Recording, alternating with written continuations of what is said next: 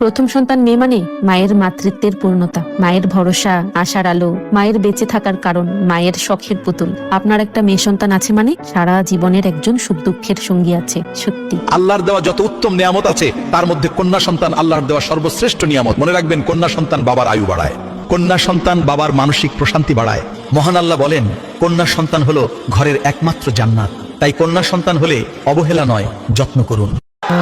আল্লাহ যাকে খুশি করতে চায় তাকে ছেলে সন্তান দেয়, আর আল্লাহ যার উপর খুশি হয় তাকে কন্যা সন্তান দেয়। মেয়ে হলে আজকে থেকে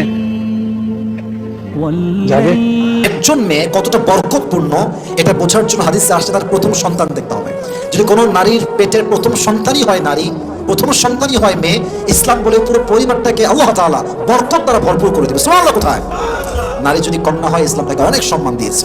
তোমাদের মধ্যে ওই লোকটা বেশি কপালওয়ালা, ভাগ্যবান, যার প্রথম সন্তানটা কন্যা হয়। কোন নারী কতটা কল্যাণময় এটা বোঝার জন্য দেখতে হবে তার ঘরের প্রথম সন্তানটা কি।